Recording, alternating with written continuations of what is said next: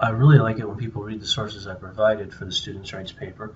I don't say you can't use other sources, but so often when people go off on their own and find research in my class, they find crap. Sometimes they find stuff that's technically correct, but still crap because it's not an authority or it comes from a biased source. You can't just say, oh, I found it on the internet, it must be true. Here's one source I saw. Who is this of all kind of minds? Well, about us? You want to contact us. It's owned by QED Foundation. Well, who is QED Foundation? Let's go there. It is basically Kim Carter is the executive director and Kurt Carter is the chief financial officer. Both names start with a K and their last name's Carter. These are people who do conferences, presentations, in-service for different schools. And some of them do really good internet designs. I'm not saying that their ideas are wrong, but they're not an authority. Not bad. They're a bit partisan. This one was called the Center for American Progress. Somebody else cited this one. Here, one of their articles is about comparing conservative and progressive investment. What is the opposite of conservative? Progressive. American progress. It's a keyword for liberal Democrat. And I tend to like things that aren't extremely biased, so I don't think this is a terribly good source. They do some good things. If you want to use a good source, use a journal article. And we're going to teach you how to do some research for our next paper. Is like this guy tells us. This research, I cited sources right there.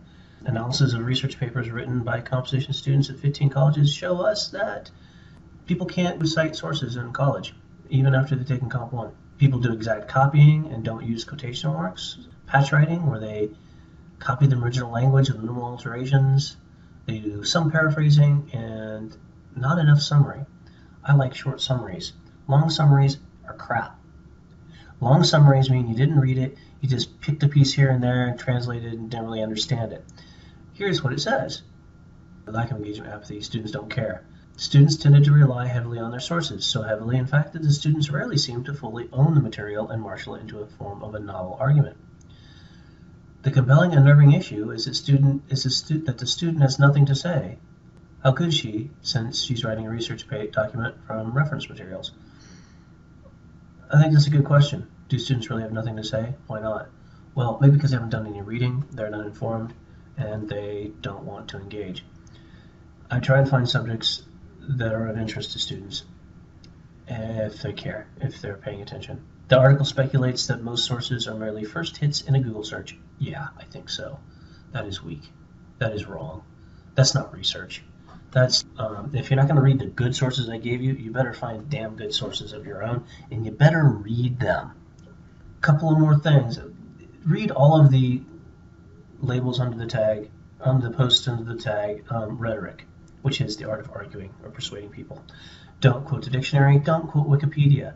They're reference books. Don't quote a reference book, which is part of what this one is talking about. High school, maybe. If you didn't take AP classes, you could quote a reference book. But AP classes shouldn't let you quote a dictionary or Wikipedia or the encyclopedia. It's not just enough to have quotation marks around something. The World Cup versus PhD, it's cool. And again, I would want you to read everything tagged with students' rights to their own language papers. I'm still seeing a couple people called it a melting pot.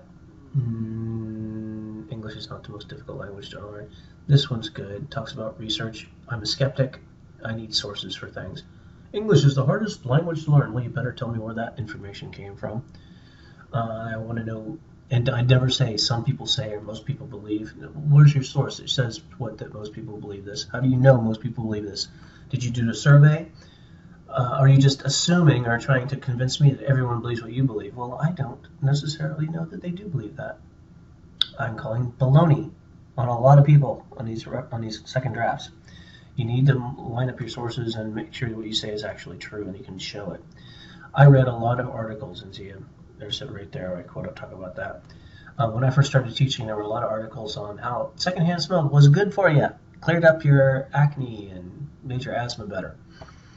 They were all funded by the National Tobacco Foundation, either directly or indirectly.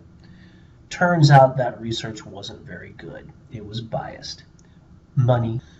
Don't cut and paste without quoting and giving sources, but if you quote and quote Wikipedia or the dictionary, you're losing at least a letter grade or two. Read the stuff. Also, read cherry picking, because a lot of what I've seen is cherry picking. Google searches with keywords, they find an article, they find a quote they want to steal, and they don't read the whole article. Often, the sources come out of context. I've read the authors you're quoting, and I know they don't believe what you say they believe. There's a lot of papers I'm reading that, this is what I believe, this is the truth, a quote, a citation, and then they say something completely that doesn't follow that. And you need to make sure the transition between ideas is clear. Otherwise, I think people are guessing I'm not going to read their work, and I will read it. I'll read it carefully.